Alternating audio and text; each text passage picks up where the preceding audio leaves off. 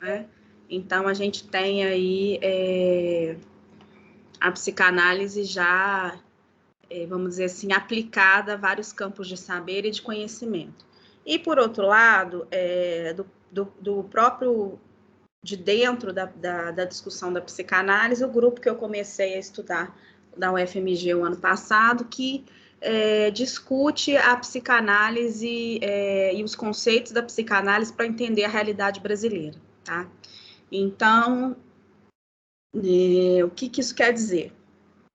Quer dizer que todas essas questões identitárias que envolvem tanto as questões de gênero quanto as questões de raça, elas tomam hoje em dia uma outra forma, tá? Uma outra forma da gente abordar a psicanálise. Então, antes a gente tinha uma teoria muito conversando com ela mesma, dialogando com ela mesma, pensando no aparelho psíquico, pensando nas questões subjetivas, mas hoje a gente tem esses conceitos que são mais intrínsecos à própria teoria, aplicados à questão das identidades, as questões de gênero, as questões de raça. Ou seja, a gente fala, tomando uma fala do Lacan, que ele diz que nós não somos um corpo, nós temos um corpo. E o fato de nós termos um corpo significa que esse corpo tem uma representação dentro da sociedade, tá? Essa representação dentro da sociedade desse corpo, ela tem concretamente diferenças entre homem e mulher, né, nas mais várias formas do sujeito se ancorar aí com as suas identidades na questão de gênero, e também na questão de raça. Isso também tem um impacto, tá?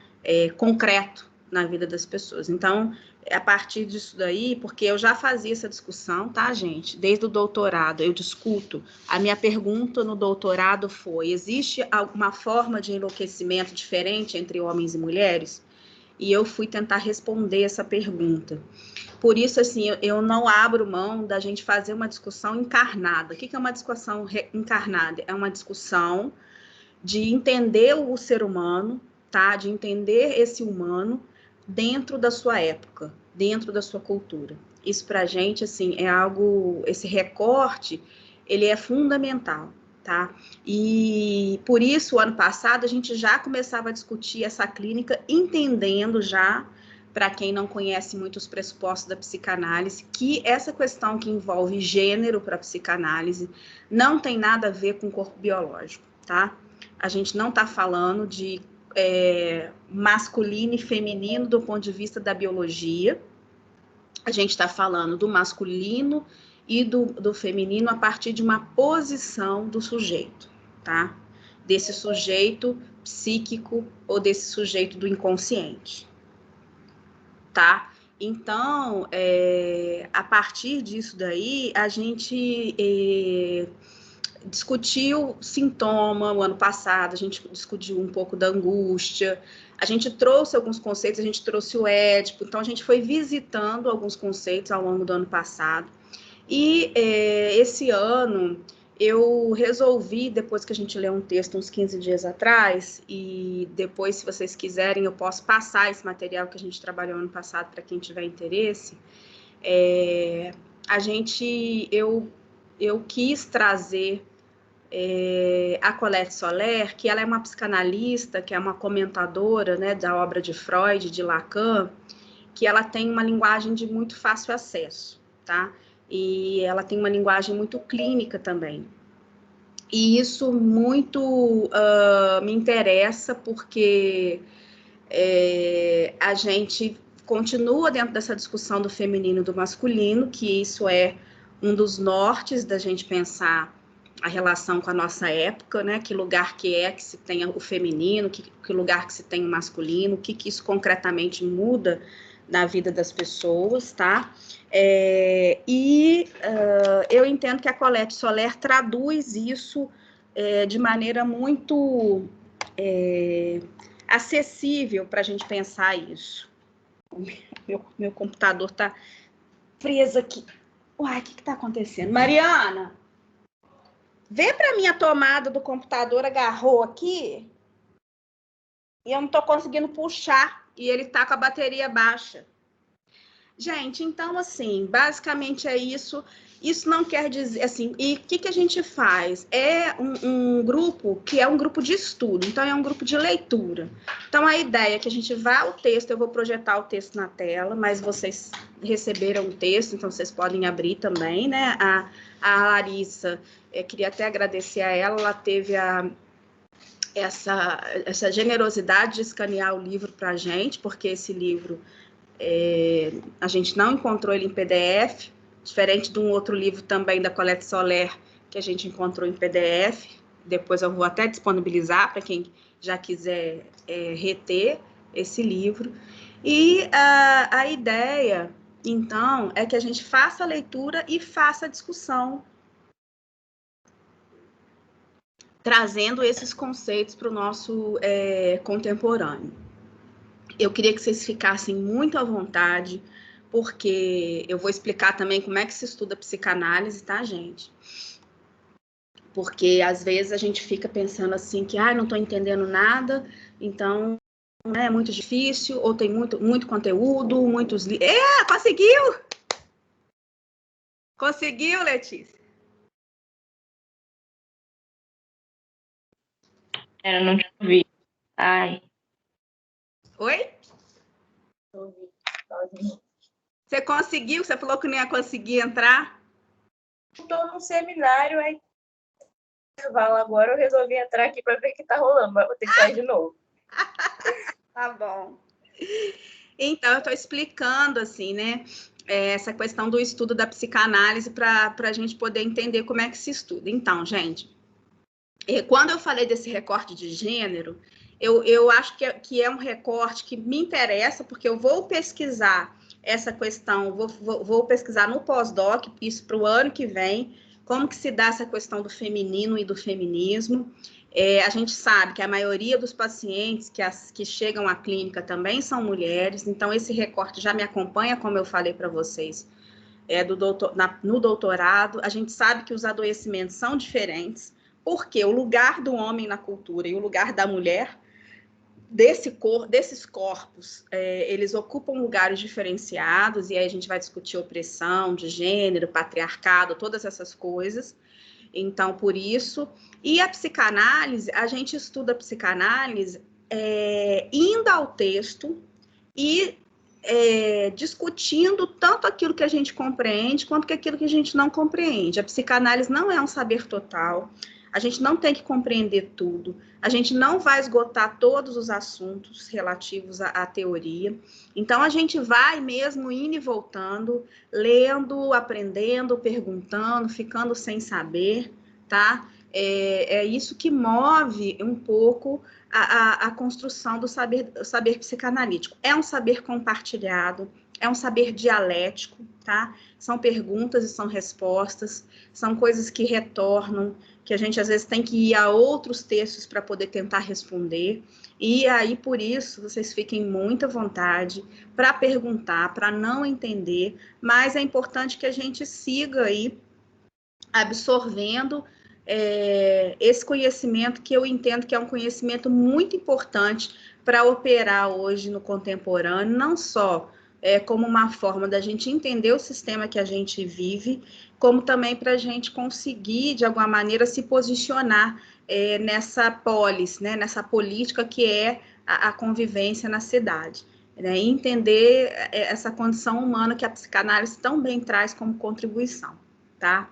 Até aí, gente, vocês têm alguma pergunta, querem fazer alguma consideração, ou eu posso seguir aí?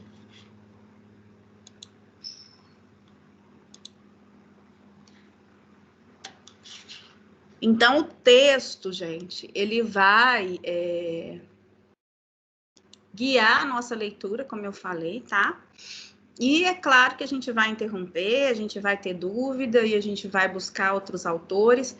É preciso também que eu esclareça a vocês que a gente tem duas maiores escolas de psicanálise no mundo, que são a escola francesa e a escola inglesa, e que o Brasil sofre a influência da escola francesa, tá? É a escola hegemônica no Brasil, é uma escola muito importante e por isso foi a escola que eu, enfim, trilhei, e é dela, obviamente, que eu vou falar aí com mais propriedade, tá? Se alguém, dentro daquilo que a gente estiver conversando, tiver algum interesse em pesquisar ou também desenvolver algum artigo sobre algum dos temas, pode me procurar no privado, porque a gente está começando com um grupo de estudo, mas vocês mesmos também podem formar mini grupos, pequenos grupos, para ler algum texto e, de vez em quando, eu estar ali cotejando com vocês essa discussão. Eu sei que tem gente que é do direito, que está interessado também, e a gente tem muita interface com o direito. E, professora, eu interessei por esse tema e eu queria falar dele e tal, e mais falar dele na questão da lei, do corpo da lei, ou do feminicídio, entender um pouco nesse sentido aí, do que traz essa questão do lugar da mulher na sociedade. Ok, vamos trabalhar. Aí eu mando o material, eu fui abrir aqui no Google Drive, ele desconfigurou. Eu mando o material para vocês e a gente segue, tá? Deixa eu fazer o texto. Andréia, bom dia. Maria Lúcia, tudo bem, querida? Tudo. Deixa eu te fazer uma pergunta. A princípio, o grupo de estudo terão os encontros todos os sábados, serão sábados alternados. Você pensou alguma coisa sobre isso? Então, os sábados, gente, serão sábados alternados. A gente faz quinzenal. Não é isso, Letícia? Que a gente combinou? Me socorre aí. E aí? 15 dias. Isso, só que tem uma vez por mês, a cada mês, por exemplo, março já teve. Abril vai ter um dia, um sábado, que eu faço um outro grupo de estudo, esse grupo é com um número menor de pessoas, ele é pago, tá? Aí eu tenho que até olhar aqui o calendário de abril, eu não sei se a Larissa sabe aí. Você sabe, Larissa, do dia do encontro de abril? Se você puder me falar. André, eu posso olhar aqui e te falo. Vou abrir aqui no grupo.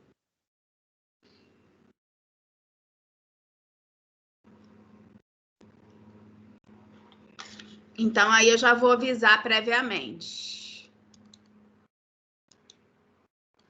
Está marcado para o dia 17. Então, por exemplo, a gente vai fazer daqui a 15 dias.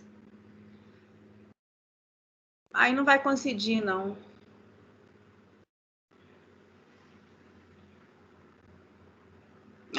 Aí no dia 17 a gente não teria, entendeu? Mas a ideia é que ele seja quinzenal, tá bom? Bom, eu vou compartilhar aqui o livro.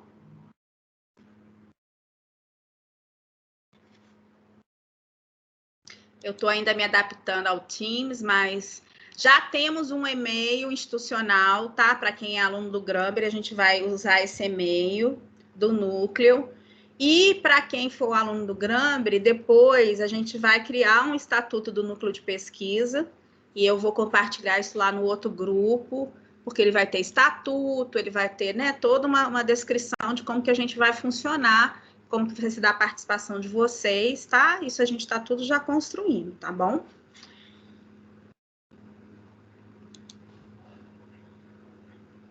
Inclusive com a possibilidade de vocês ganharem aí essas horas aí.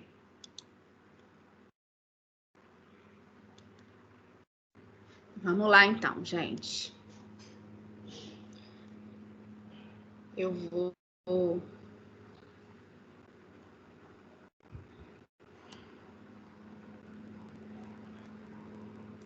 A tela já projetou?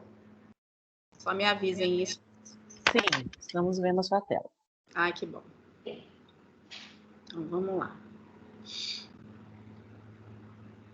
Andréia, antes de você começar, essa gravação vai ficar gravada onde? Então, eu vou disponibilizar o link para vocês no grupo. Tá. Você não criou equipe aqui, não, né? Eu não sei criar equipe. Como é que cria equipe? Você vai na Home Teams e aparece lá criar nova equipe, na tela inicial mesmo. Aí eu você crio com a cria uma lista das equipe? pessoas que estão aqui? Pode ser. Porque se Mas- você cria uma equipe, quem já tem o Teams já fica disponível, tipo, as gravações, você pode colocar material lá. Aqui, ó, aqui no comecinho. Mas é porque nem todo mundo tem um e-mail institucional ainda, entendeu? Eu acho que dá para entrar como convidado. Quem tiver como convidado não vai ter acesso à equipe, né? Mas aí a pessoa cria. Tá. Eu vou tentar criar depois que a gente acabar, então. Bom, vamos então ler o prefácio, né? Tá dando para visualizar aí direitinho, gente? Sim, tá bem nítido. Tá. Então, vamos lá. Os costumes sexuais mudaram muito. Basta dizer que até 1980, a homossexualidade estava classificada no DSM como uma doença. Antes mesmo do movimento LGBTQI+, os homossexuais exigiram os mesmos direitos dos heterossexuais. A homossexualidade deixou de ser patologia. Hoje se perguntaria aos heterossexuais o mesmo que se perguntava aos homossexuais, por que você fez uma escolha heterossexual? Diante desse avanço dos costumes sexuais, a psicanálise ficou um tanto perplexa. O direito tem acompanhado mais de perto o avanço da sociedade. Há exceções, como no caso do aborto, em que a sociedade reivindica a legalização, mas o direito ainda resiste devido às pressões de alguns discursos. Esse tema, homens, mulheres, é, portanto, difícil de tratar diante de tamanha revolução dos costumes. Creio que, por isso, o texto da autora, que ora prefaciamos, tornou-se demasiado denso. Há algum tempo eu trabalho com a ideia de que a psicanálise não tem nada a ver com sexo, não é uma sexologia. A autora parece concordar e prefere dizer que a psicanálise é uma erotologia. Achei ótimo. O assunto é embaraçoso. Tratá-lo do ponto de vista da ciência é mais fácil, pois tem suas diferenças anatômicas, um corpo de homem, um corpo de mulher, iguaizinho em quase todos os aparelhos, exceto no reprodutor. O aparelho reprodutor masculino, diferente do aparelho reprodutor feminino. Ainda assim, a partir da anatomia, pode-se dizer: esse corpo é de homem, esse outro corpo é de mulher. Além disso, é possível distinguir o corpo de um homem do corpo de uma mulher a partir dos hábitos, dos cabelos, das roupas, da maquiagem, dos costumes que podem mudar e vêm até mudando na sociedade contemporânea.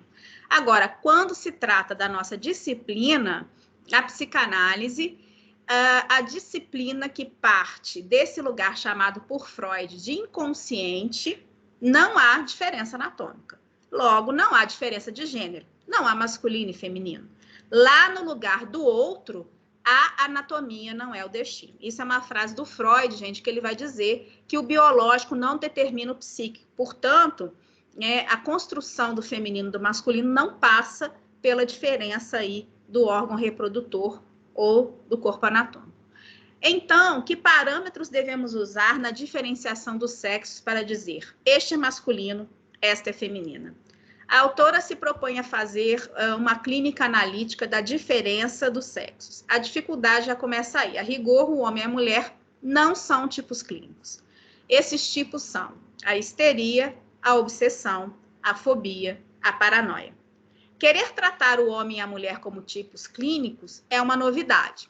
Por isso, ela diz que esse é um tema tão apaixonante e tão antigo quanto a psicanálise. Ele é coextensivo à descoberta freudiana e, ao mesmo tempo... Gente, essas borboletas devem estar distraindo quem está olhando aqui pelo... Como é que chama? Pelo Instagram. Nossa. Bom dia, Vívia. Gente, bom dia. Estou na leitura do texto da Colette Soler sobre os tipos clínicos aí, sobre a clínica do masculino e do feminino, seminários clínicos, tá? Então, Gente, eu amo a Colette Soler, é só um comentário. Então, olha só, ela diz que esse é um tema tão apaixonante e tão antigo quanto a psicanálise. Ele é coextensivo à descoberta freudiana e, ao mesmo tempo, muito atual, porque desde a origem da psicanálise até os dias de hoje, fatos novos apareceram na civilização. Estes fatos novos nos obrigam a repensar as hipóteses psicanalíticas de Freud e Lacan. Freud assentou o edifício psicanalítico sobre 2 pilares. O primeiro é o inconsciente, que a ciência não aceita até hoje, não aceita em termos, né? Porque a gente sabe que existem experimentos que falam dessas comunicações inconscientes, né? Inconscientes é lá no nível das pesquisas sobre propaganda e tal. Eu tenho dado o exemplo das doenças autoimunes, nas quais o sistema imunológico está tratando o próprio organismo como um corpo estranho. Não há outra causa. Não há outra causa. Bastava aceitar a hipótese do inconsciente e a ciência teria encontrado a origem desses sintomas. O segundo pilar, o da sexualidade infantil, foi ainda menos aceito. Gerou, de imediato, uma resistência da parte de Jung, e Jung dizer que a consistência da pulsão é sexual. Para estabelecer a diferença entre homens e mulheres, a autora vai girar muitas vezes sobre esse ponto. Então, aqui já temos 2 conceitos fundamentais da psicanálise, né, que é o conceito de inconsciente e o conceito de pulsão. O que eu poderia dizer sobre esses 2 conceitos fundamentais? O inconsciente é um conceito que o Freud era um médico neurologista, tá, gente? Então, ele começa as pesquisas deles, como era de costume naquela época, porque a gente não tinha a aparelhagem que a gente tem atualmente, na dissecação de corpos, né? Então, para ele entender o sistema nervoso, como um neurologista, ele dissecava as enguias elétricas, e com isso ele foi tentando entender qual a relação que havia entre os sintomas nervosos e as terminações nervosas desse corpo biológico.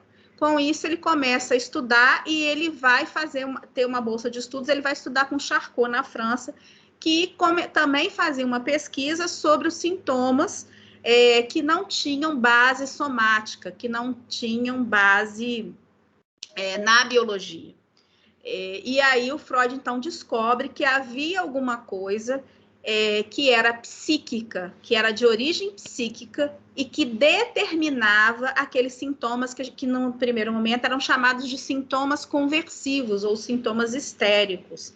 Então, você tem aquelas mulheres que paralisavam os corpos, parte do seu corpo, e que, a partir da metodologia da hipnose, ele conseguia fazer aparecer e desaparecer o sintoma.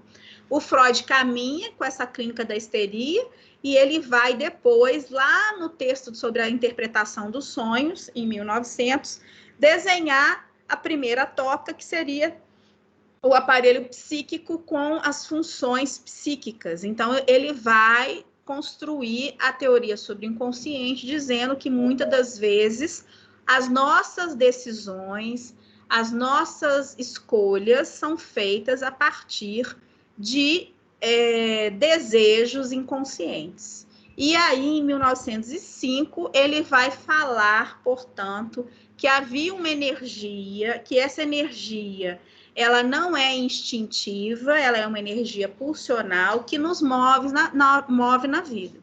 Os 3 ensaios sobre a sexualidade, eles vão dizer que essa pulsão sexual, e a gente está falando não de relação sexual, tá, gente? A gente está falando desse corpo que é prazeroso, do prazer que a criança tem no sugar, na amamentação, né, na pulsão oral e assim vai.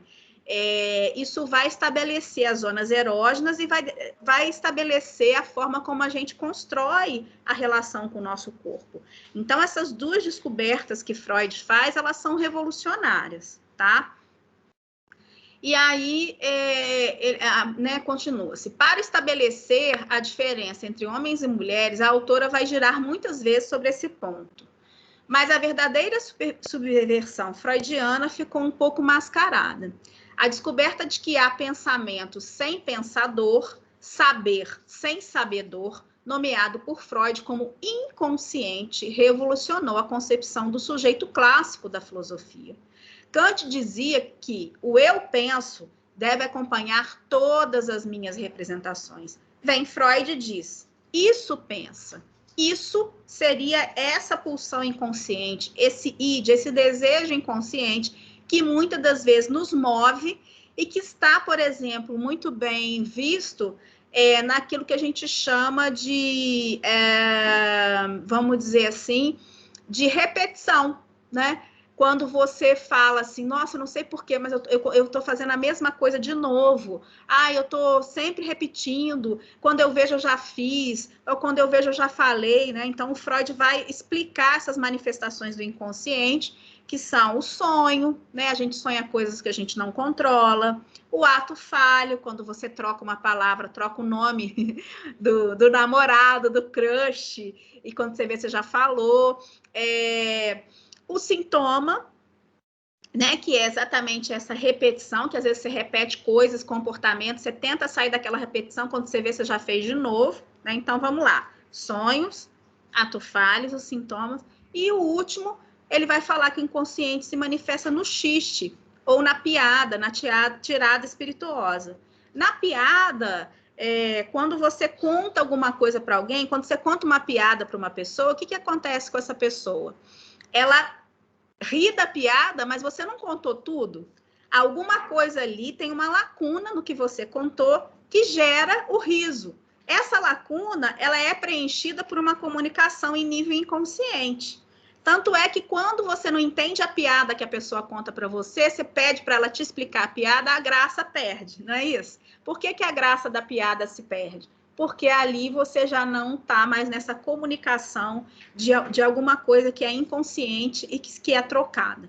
Então, o Freud vai falar dessas 4 manifestações do inconsciente, o que revoluciona a forma de pensar. Tanto é que no texto dele de 1917, que é uma dificuldade no caminho da psicanálise, ele traz que ele fala das 3 feridas narcísicas da humanidade. Não sei se vocês conhecem esse texto. A primeira ferida narcísica é você saber, né? A gente ter tido a descoberta de que não era o Sol que girava em torno da Terra, e sim a Terra que girava em torno do Sol, né? Com Copérnico, ele inclusive foi morto por conta disso. A segunda ferida narcísica vem com Darwin, porque na Idade Média nós éramos a imagem e semelhança de um poder maior, então a gente era um corpo sagrado, e aí depois, com a descoberta de Darwin, com a teoria da evolução das espécies, a gente fica filiado aos animais, ou seja, há alguma coisa ali que é muito mais biológica do que sagrada nesse corpo, e o Freud traz a psicanálise como a terceira ferida narcísica, exatamente porque ele vai dizer que nós nem da nossa própria casa somos senhores, uma vez que somos governados por forças e por impulsos que nos atravessam, que nós desconhecemos, que é o inconsciente, tá?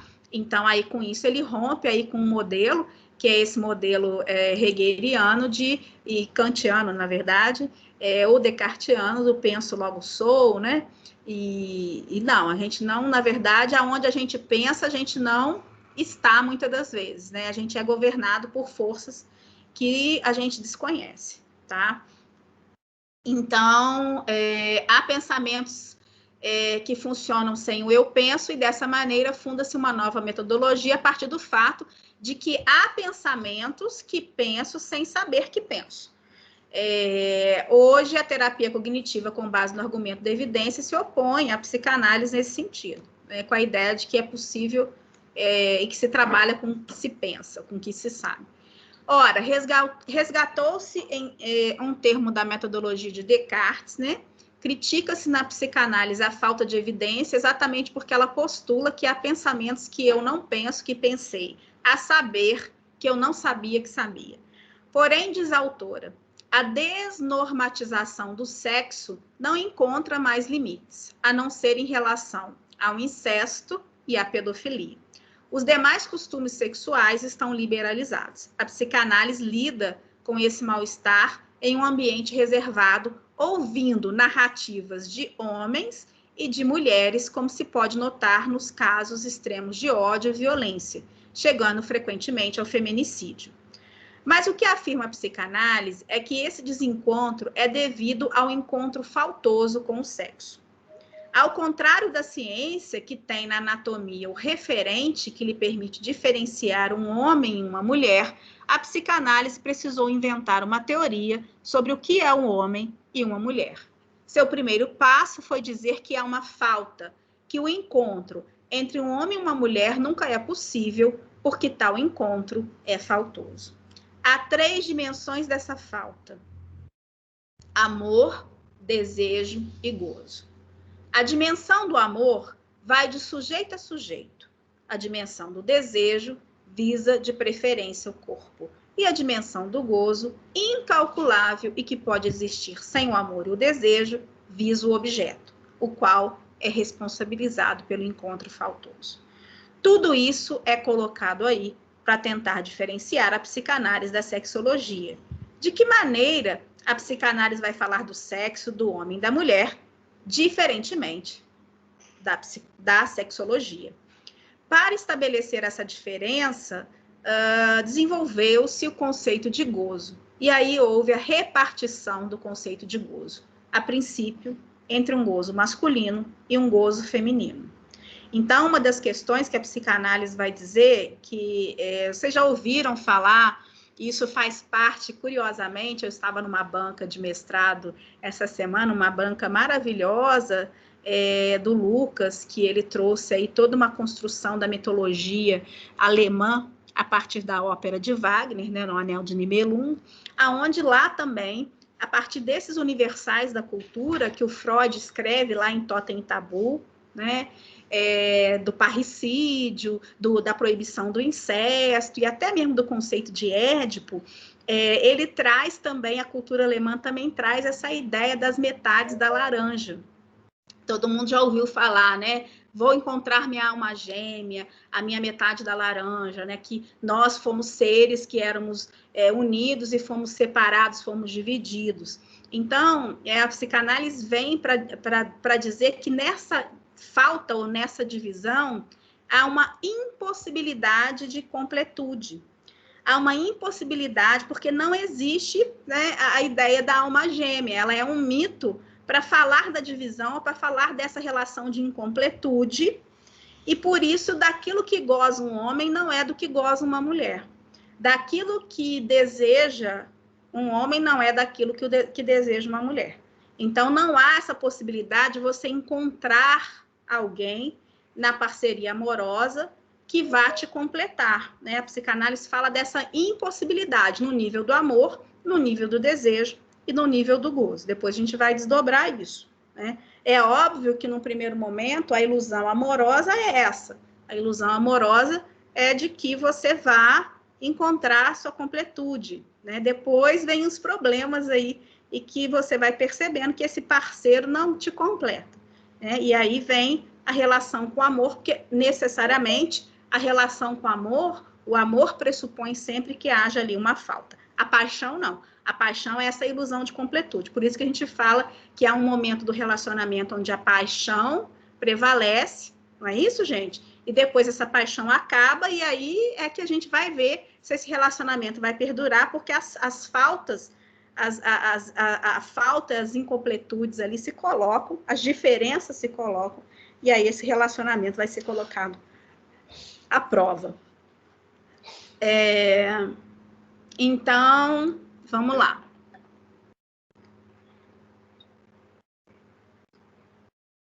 Assim como a ciência diz que há um corpo masculino e um corpo feminino, e os diferencia a partir do aparelho reprodutor, a psicanálise diz que há um gozo masculino e um gozo feminino, e chama o gozo masculino de fálico e o feminino de outro gozo.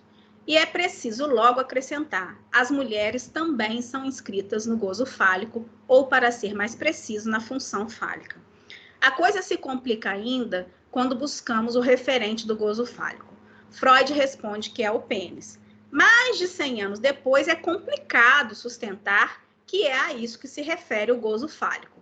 Freud começa por dizer que a libido é masculina, depois que o inconsciente não conhece gênero, mas o referente do gozo continua no pênis. Lacan tenta dar um passo em direção à lógica, chamando esses gozos respectivamente de todo o que se pode escrever e não todo, passando assim da teoria da sexualidade de Freud às suas fórmulas da sexuação. Mas aí, novamente, as mulheres se inscrevem na função fálica. Todavia, Lacan segue adiante ao afirmar que o que Freud quis dizer é que no inconsciente só se escreve um gozo. No conjunto dos homens, um gozo pode se escrever. Já o conjunto das mulheres é um conjunto vazio, sem elementos. Então, não pode haver relação biunívoca entre esses dois conjuntos. A partir daí, passou a postular seus aforismos. Não há relação sexual, em lugar da referência ao pênis. Então, gente, tem umas questões aqui que são muito importantes. Primeiro, o Freud, ele vai falar de uma mulher e de um homem, aquela época, né? Assim, dentro daquela cultura vitoriana, e ele traz esse Édipo muito ambientalista, essa relação muito vocacionada para a leitura daquela mulher, para a leitura daquela representação social de mulher na cultura, dessa mulher e desse homem. Tanto é que o Freud, ele fica embaraçado e ele tem uma pergunta que ele não consegue responder, a pergunta é, né, afinal, o que quer uma mulher? Então, o Freud não consegue responder a essa pergunta. Isso é importante que se diga. O Lacan, ele vai utilizar da lógica ou da matemática para falar de que haveria um lado masculino e feminino, a gente vai ver isso adiante, e que esse lado masculino e feminino depende da posição do sujeito em relação a uma lógica, que ele vai chamar de todo e de não todo. E é importante que ele traz alguns aforismas, um deles é esse citado, não há relação sexual. Por que não há relação sexual? Exatamente pelo que eu falei anteriormente. A relação sexual, no sentido do encontro de duas metades que se completam, ela não existe. Né? Porque do que goza um homem não é do que goza uma mulher. Isso a gente vai verificar na clínica, nos impasses que você escuta da questão do feminino, do masculino,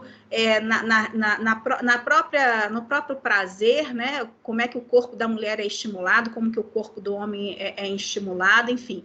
E todas as variações e todas as questões em relação à zona erógena, do que se gosta, do que não se gosta. Então, só para elucidar um desses indicadores aí de verificação do que o Lacan está dizendo quando ele fala que não há relação sexual. Homens e mulheres gozam de maneiras diferentes e também se posicionam de maneiras diferentes, de acordo com a sua cultura. É bom que se diga, né? De acordo com sua cultura. E aí, seria preferível dizer que não há relação, posto que o que queremos explicar são as formações do inconsciente, em especial o sintoma.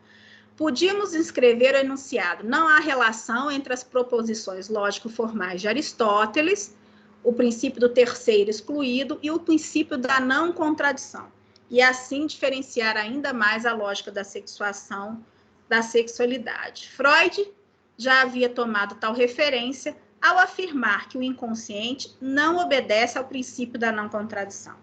Donde não me parece absurdo tratar o enunciado como não há relação como um princípio lógico. Tratando o enunciado não há relação como um postulado lógico, posso prescindir dos valores V e F, verdadeiro e falso, e passar a utilizar o binário R e S, real e semblante, porque posso abordar a realidade com outros aparelhos que permitem dizer o gozo impossível de dizer. Posso abordar a realidade com o objeto olhar, a imagem, com o objeto voz, o significante. Isto é, com a fala e, por fim, com o sintoma. Na verdade, trata-se de abordar o real, de fazer o real falar do gozo que não se pode ou não se sabe dizer, escrever. A dimensão do olhar chamamos imaginário, a dimensão da voz chamamos simbólico. Aqui, gente, a gente já tem outros conceitos fundamentais que eu não vou abrir parênteses nesse momento, porque a gente, como eu falei, a gente não precisa compreender tudo, a gente vai, ao longo do livro da Colette Soler, trabalhando esses conceitos. Agora, só que eu acho que é importante a gente dizer que o Lacan trabalha com a dimensão real, simbólico e imaginário, e quando ele está falando do imaginário, ele está falando desse para poder explicar o aparelho psíquico, ou seja, explicar como a gente funciona, tá? E o imaginário, ele está falando que todos nós temos uma relação com o que a gente vê, não é? A dimensão da imagem, ela é sempre a primeira coisa que nos chega. A gente, por exemplo, quando sonha, o nosso sonho é todo em imagens. A gente não sonha palavras, a gente sonha imagens. Esse caráter imagético é uma das dimensões que a gente tem para compreender a nossa relação com o mundo, tá? Então, essa é a dimensão imaginária. A dimensão simbólica é representada pela voz, ou seja, pela linguagem. Você tem uma imagem, vou dar esse exemplo aqui. Você tem essa imagem aqui, vocês estão vendo? Então, aqui tem uma imagem. E aí, para eu compreender essa imagem, eu vou colar ela, o quê? Uma palavra. O que é isso aqui? É uma taça de cristal. É isso? O que tem dentro dela? Podia ser muitas coisas, mas tem água. Então, a gente necessariamente faz essa conexão entre imagem e representação da imagem, que é a palavra, que é o simbólico, tá? Então, na nossa compreensão de mundo, a gente usa a dimensão imaginária e a dimensão simbólica. A dimensão real é aquilo que escapa à capacidade de representação. Vou dar um exemplo aqui, porque como a gente não está presencialmente juntos, então, por exemplo, existe um líquido aqui dentro que eu falei para vocês que é água, mas ninguém aqui sabe da realidade ou do real do líquido que está aqui dentro. Isso escapa nessa relação que a gente está estabelecendo. Por quê? Vocês não têm como cheirar para saber o que é, porque ele pode ter a cor da água, não sei se dá para ver, ele pode ter a cor da água e tudo, mas ele pode ser, de repente, gin, sei lá, vodka. Então, vocês teriam que cheirar ou até provar. Mas vocês não conseguem fazer isso. Então, toda a nossa realidade, esse campo das realidades concretas, ele sempre vai ser, vai ter essas três dimensões. A imagem,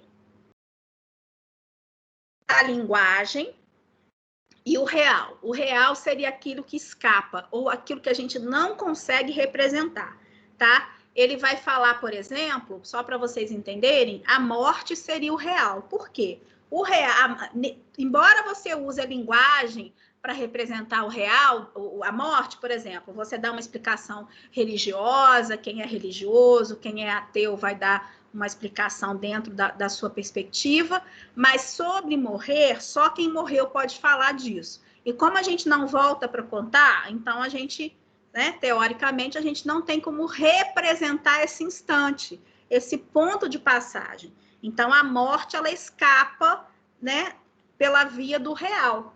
Assim, a gente tem outras coisas também que escapam pela via do real, tá? Só para dar uma explicação. Então, o Lacan, quando Freud vai falar que o inconsciente não tem gênero, como a gente leu ali, e o Lacan retoma isso para dizer que, na verdade, é uma questão de conjunto, de relação lógica, e aí ele vai colocar essas dimensões, ele vai também fazer a referência a que essa relação que o sujeito tem com a sua dimensão da vida concreta é sempre uma relação mediada por uma representação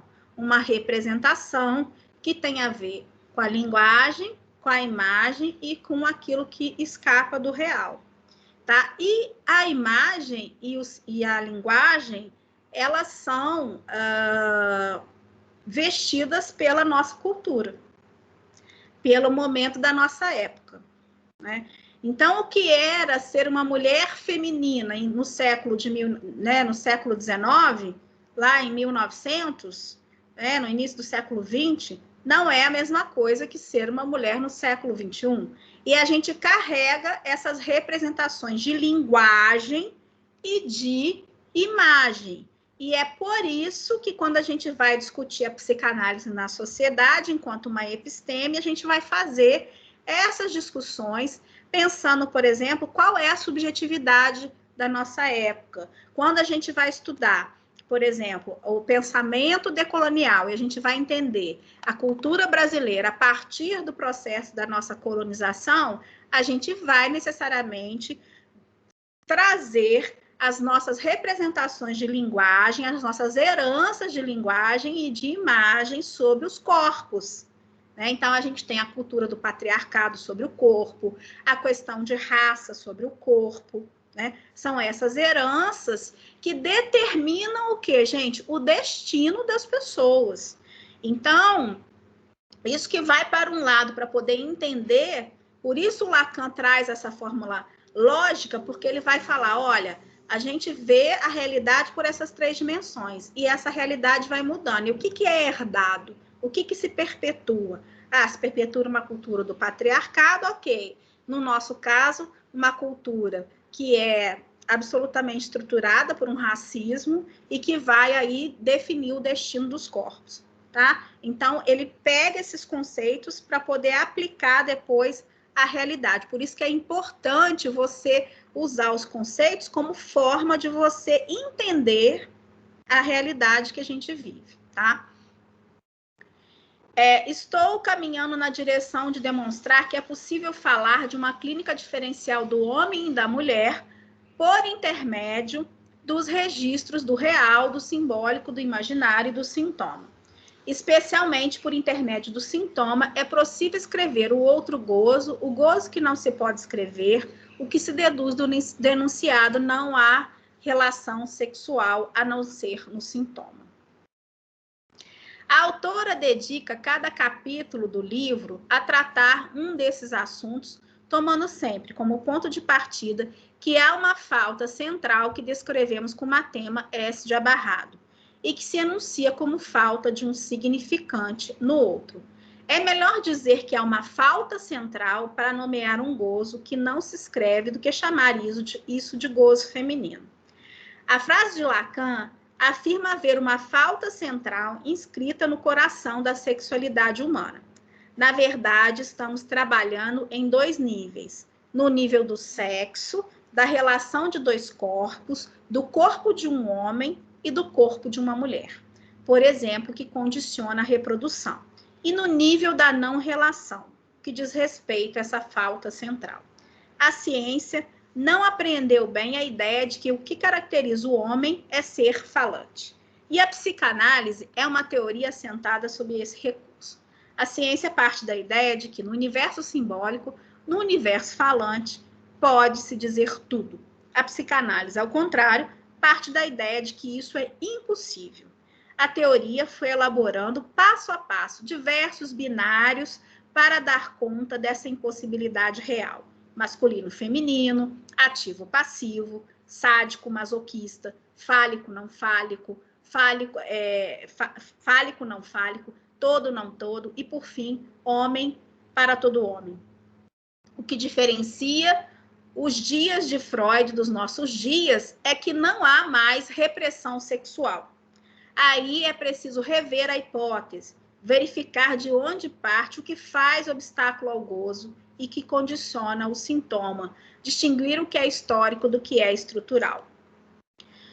O primeiro depende da evolução dos laços sociais. O segundo depende da linguagem. Uma das perguntas que a autora se faz neste trabalho é até que ponto as mudanças históricas e até que ponto os discursos são capazes de alterar a estrutura que é da linguagem. Então, fazer a clínica diferencial dos sexos, tomar homem e mulher como tipos clínicos, implica passar primeiramente por essa discussão. Os costumes mudaram os discursos.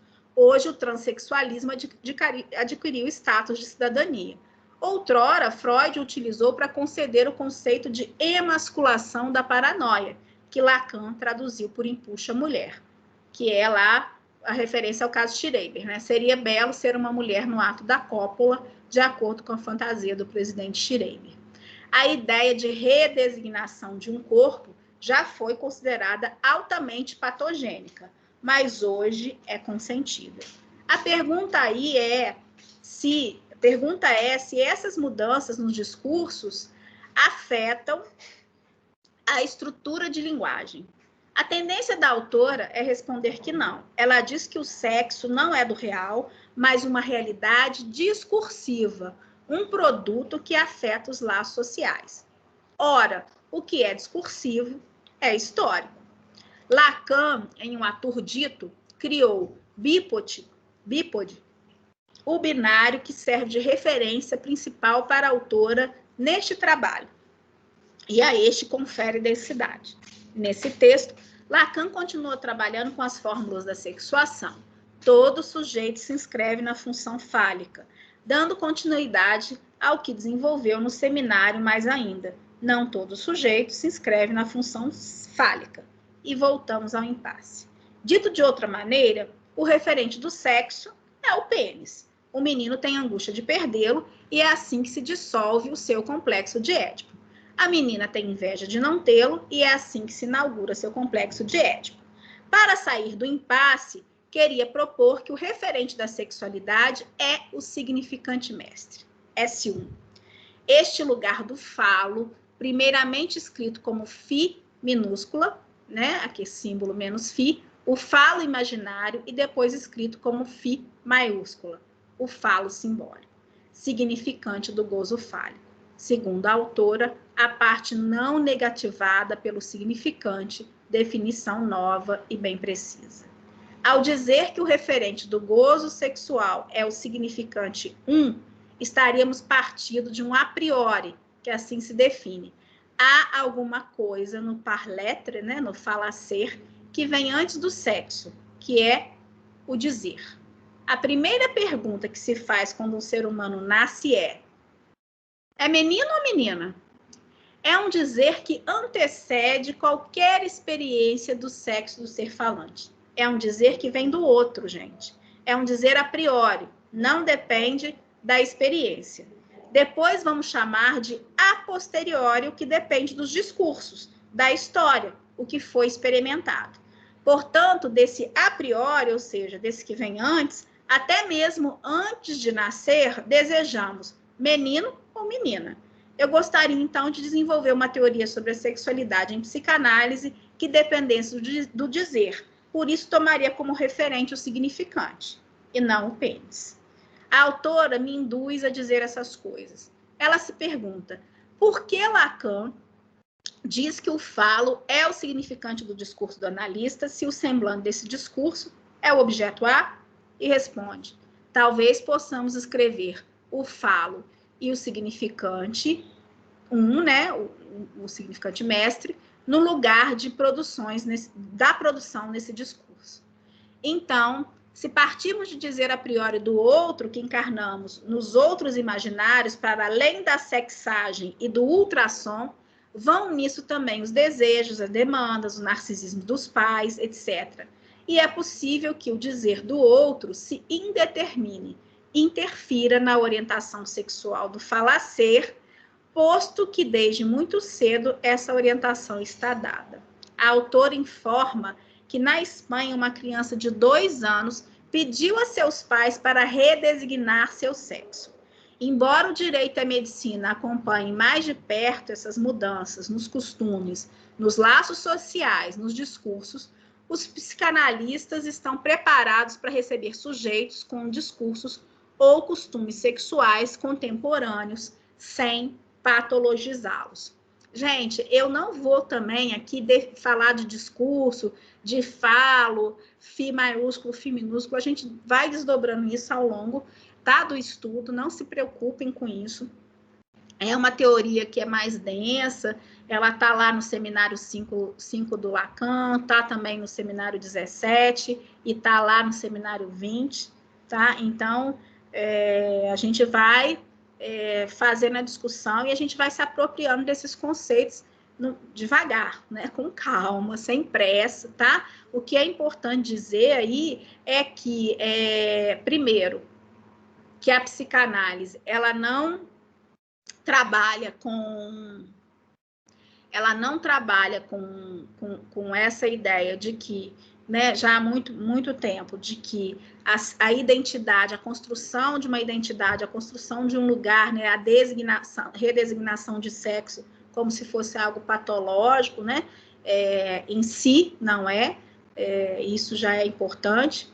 A gente já sabe que a OMS já retirou também, a gente falou isso no início, mas o que a psicanálise entende é que há aí uma relação de um outro que tenta dizer ou designar a partir de um desejo, é menino, é menina, e que a gente vai ter que saber com isso na nossa cultura, tá?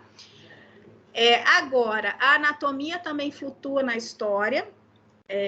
Antes da psicanálise dizia-se a anatomia é o destino. Graças à psicanálise dizemos que a anatomia não é o destino.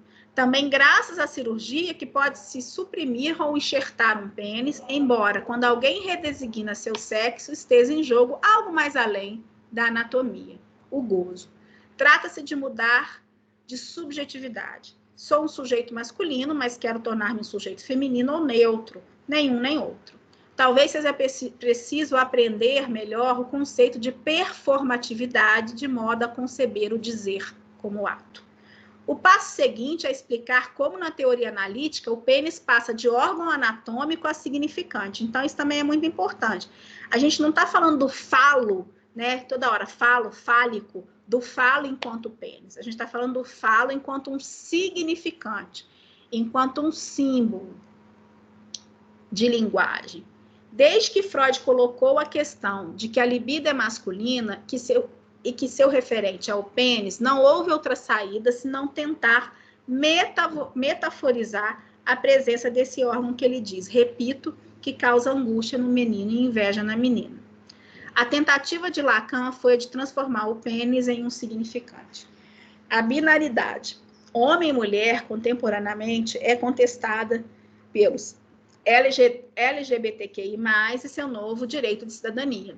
A objeção ao discurso do mestre é evidente. Resta saber se a objeção se aplica ao discurso do analista, que desde Freud faz do falo o determinante dessa binaridade. A referência ao falo é posta em questão com os novos fatos da sociedade?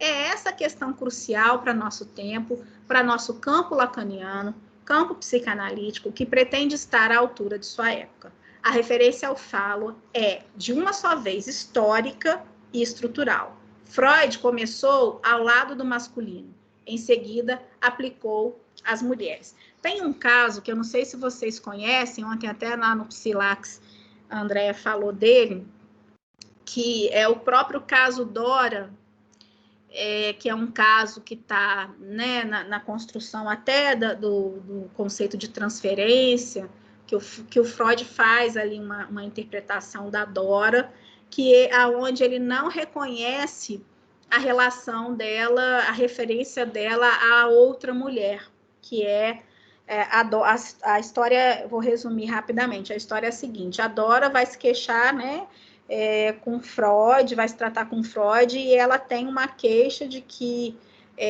o senhor K, que é casado com a senhora K, estaria tentando assediá-la e tal, e aí ela entra numa certa triangulação com essa história, e o Freud, na verdade, ele aponta esse desejo dela incestuoso ali, né, na figura do pai, para o senhor K, e a Dora fala com ele que não era nada disso. E aí depois o Freud vai perceber que, na verdade, a questão da Dora não era com o senhor K, mas sim com a senhora K. Então, essa referência desse desejo ali homossexual de Dora para a senhora K, ele passa despercebido de Freud, né? E aí a Dora mesmo desbanca esse lugar do analista quando ela fala, não, mas não é nada disso que eu estou falando, né? Não tem nada a ver com o senhor K. Em síntese, seria isso aí bem bem rapidamente para a gente entender o que a gente está falando, tá? Bom, tá indo tudo bem até aqui? Alguma dúvida, gente?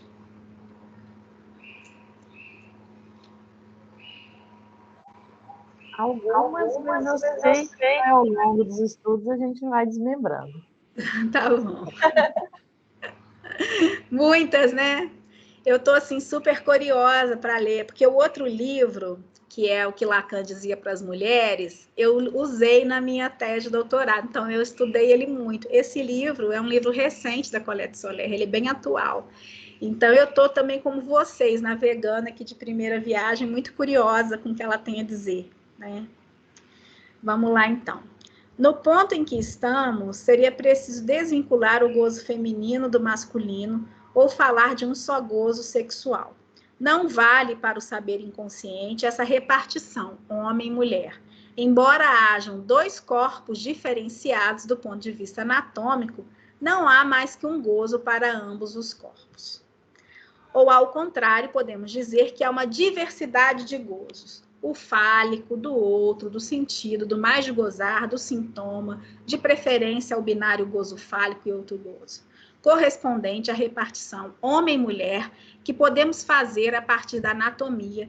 Temos em psicanálise dois gozos, o gozo fálico e o outro gozo, o gozo masculino, o gozo feminino, o gozo todo e o gozo não todo. É preciso sair desses binários. Há uma diversidade de gozos. Neles se inscrevem ambos os sexos anatômicos.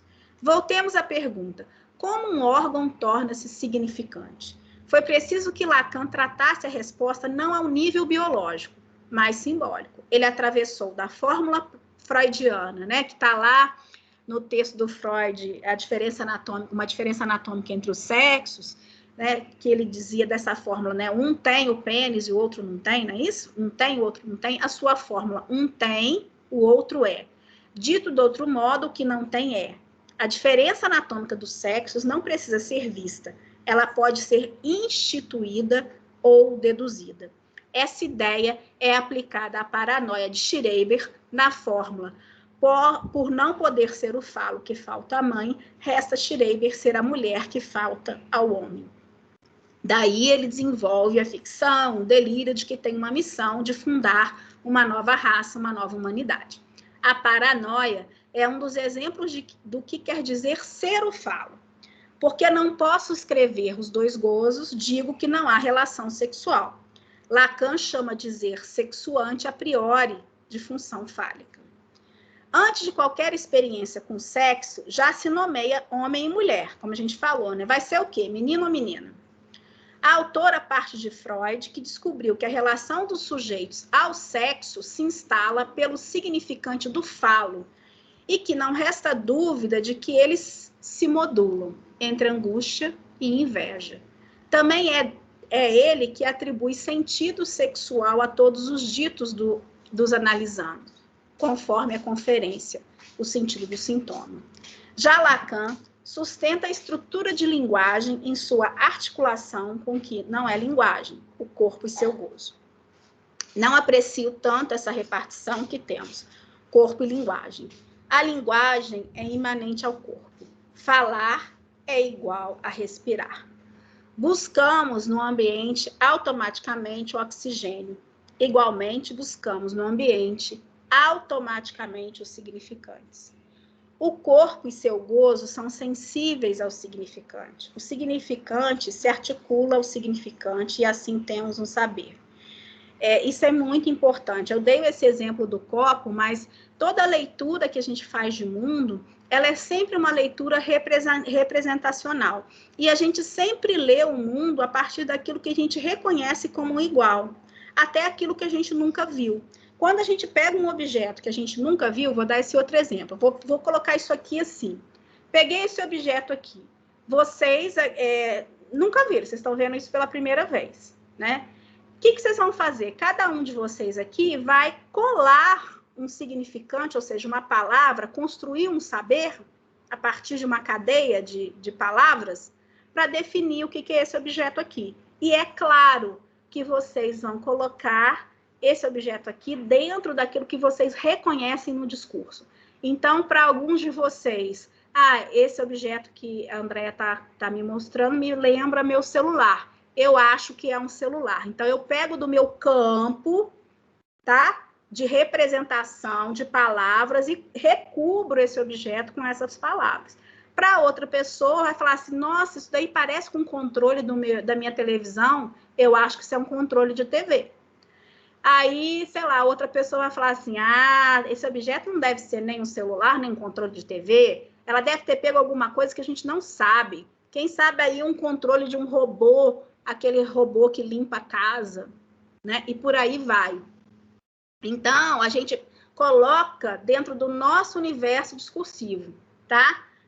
Dentro da nossa cultura. Então, o significante, ele vem de uma herança que é representada, que tenta vestir os objetos, ou seja, vestir a realidade do mundo, e ele tem um impacto na vida das pessoas, gente. Isso é um impacto concreto. Então, por mais que a cultura, né? Então, aí, nesse momento da nossa cultura, a gente ainda nasce nessa representação. É menino, é menina, né? Olha lá no ultrassom, tem pênis, não tem pênis. Porém, no nível do discurso, a gente vai construir, a partir de um momento onde a criança, o enfant, começa a tomar conta do seu corpo, ocupar o seu corpo, e aí vem a adolescência, com todas essas perguntas, né, sobre a escolha, tanto de identidade quanto de relação sexual, de escolha de objeto, que a cultura hoje, a sociedade hoje, permite, então, que esse sujeito pegue isso que vem de lá, e que essa linguagem aí se articule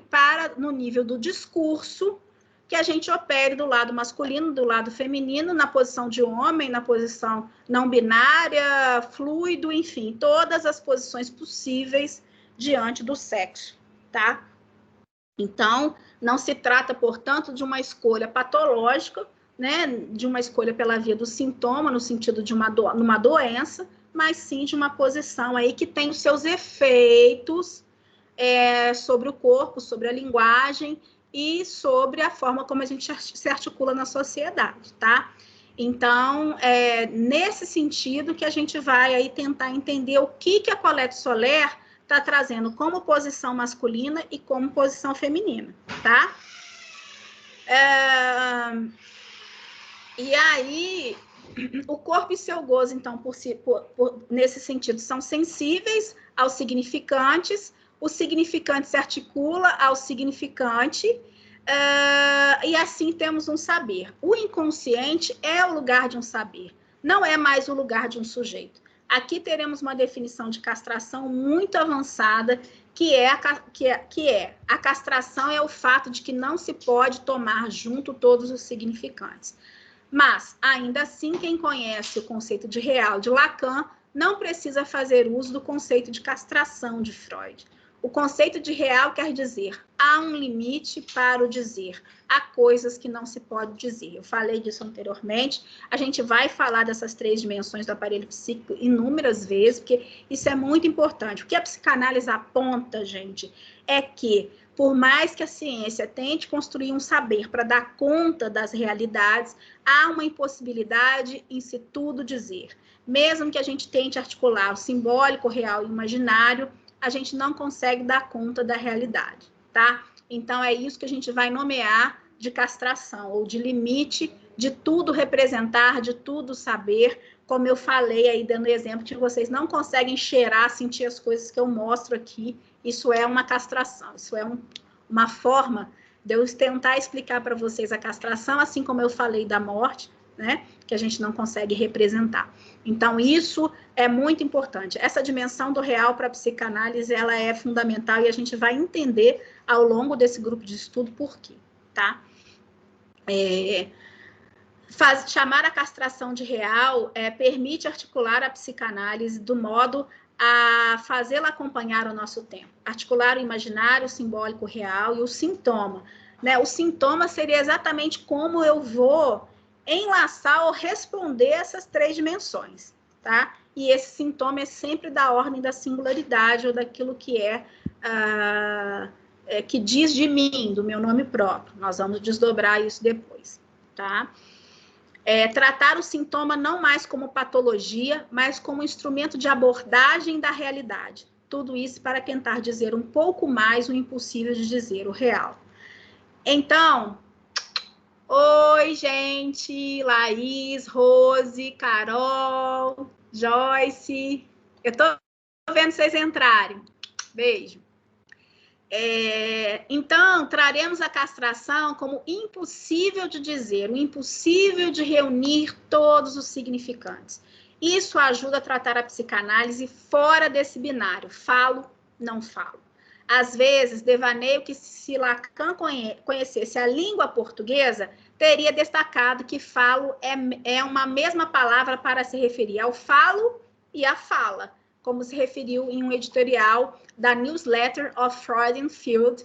O sujeito se estrutura quando aprende a falar, quando aprende a ler e a escrever. É interessante também, ela falou do português aí, a gente tem uma palavra que não é traduzida nas outras línguas. Lembram que a palavra saudade? A palavra saudade, por exemplo, ela não tem tradução, né? Então, isso é importante também, que a gente possa dizer dessa impossibilidade, né, de tudo se representar, de tudo se dizer. Quando conhece o gozo do corpo do outro, né? Falei aqui. A psiquiatria chama esses momentos de efetuação da estrutura de antecedentes fisiológicos. A psicanálise freudiana chama, grosso modo, as fases do desenvolvimento da libido.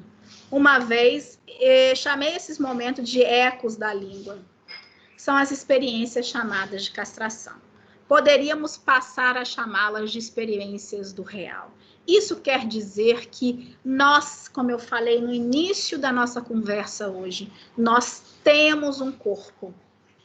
E ter um corpo significa que tem alguma coisa da dimensão do real desse corpo que se apresenta. E que essa dimensão do real desse corpo nos antecede, né? E que o simbólico tenta dar conta desse real também, desse corpo, tá? Podemos construir, portanto, uma teoria psicanalítica sustentada estritamente na linguagem. Podemos fazer nascer um sujeito baseado em sua relação com os significantes. Por isso, não separo o significante do corpo e seu gozo. A teoria chamada de encontro com outro sexo, o terceiro momento de efetuação da estrutura, mas preferimos chamar de encontro com outro corpo, porque esse encontro pode ser o encontro com um corpo do mesmo sexo, encontro homo, não hétero, pois, de modo contrário, a estrutura seria heteronormativa. E aí é muito importante que a gente precise entender o que é essa heteronormatividade, que pauta, muitas das vezes, a forma como a nossa cultura e a nossa sociedade se coloca, como se a heterossexualidade fosse o normal, né, fosse o padrão, e tudo que não tivesse dentro da heterossexualidade não fosse fora, né? Fosse uma outra coisa. Então, na verdade, a desconstrução disso, exatamente desconstruindo essa heteronormatividade. Não existe heteronormatividade, portanto, para a psicanálise. Isso não se sustenta mais. Não há nada mais que indique que a escolha heterossexual seja a norma.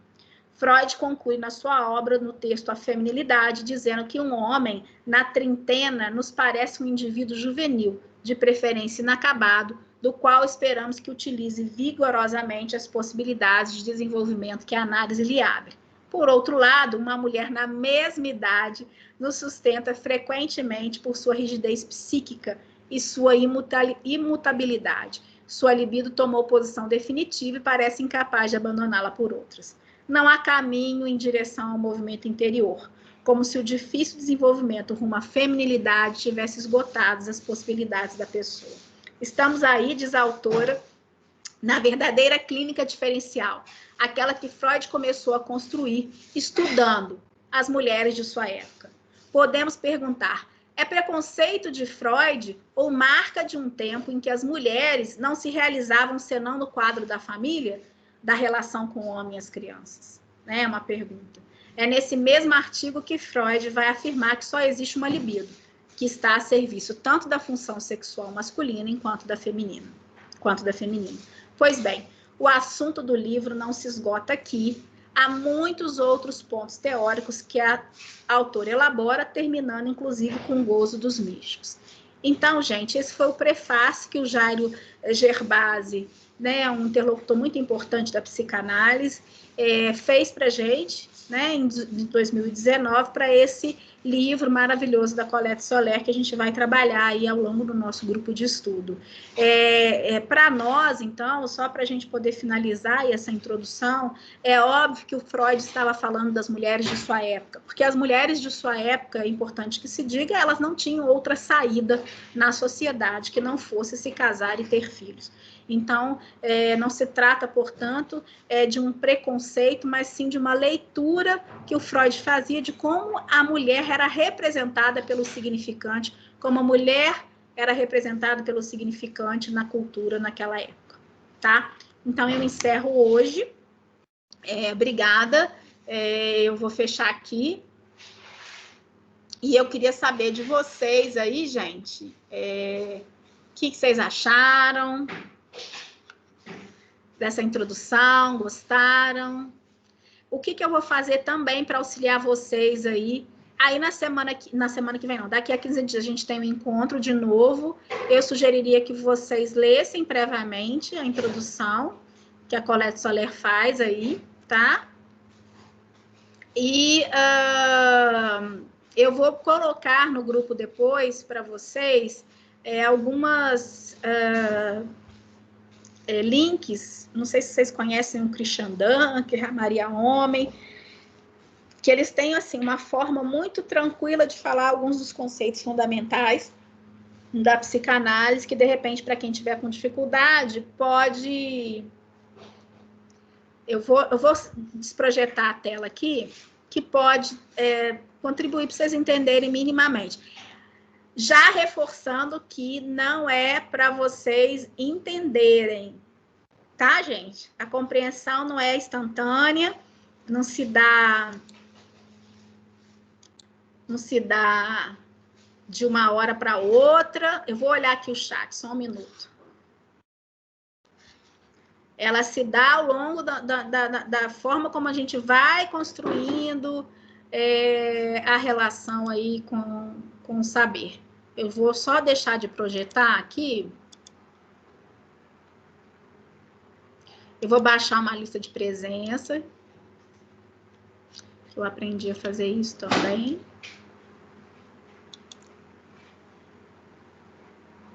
Pode sim. Deixa eu só tirar isso aqui para as opções.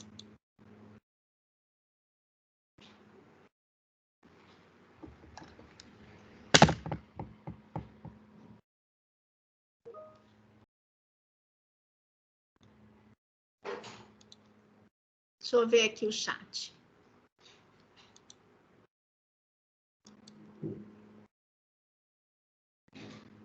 Tá. Espera aí, gente, que eu tô baixando a lista.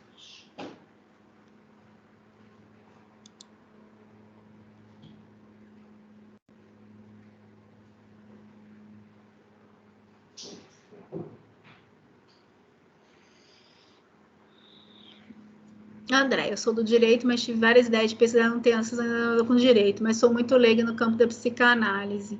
Pode?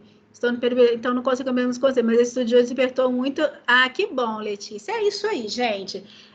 Eu vou colocar lá no nosso WhatsApp esses links do Christian Dunker, principalmente. Eu não vou colocar muita coisa, não. Vou colocar primeiro do Christian, para vocês acompanharem no YouTube, que ele traz, assim, 5, 10 minutos. Vocês podem até procurar esses conceitos que a gente trouxe aí, porque, assim, o Jairo Gerbasi, ele meio que deu um passeio em toda a teoria da psicanálise, tá? E aí, assim, não dá para compreender tudo. E a ideia também, gente, do nosso grupo de estudo, que a gente está iniciando agora, é que a gente E vá indo e voltando na teoria, e aí eu conto com vocês, com a leitura prévia, de repente um de vocês que tiverem mais disponibilidade, por exemplo, parou num texto do Freud, citou o Freud, aí de repente a gente para a leitura da Colette, alguém vai lá no Freud, porque é assim que a gente faz também. A pessoa vai lá no texto, ela volta, ela fala aqui, por exemplo,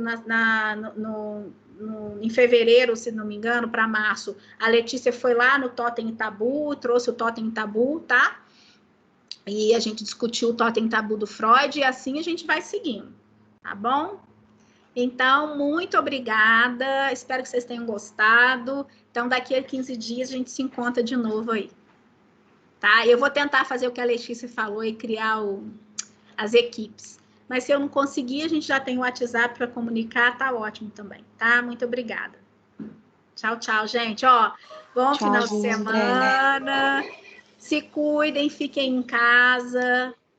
Por favor, não aglomerem, tá?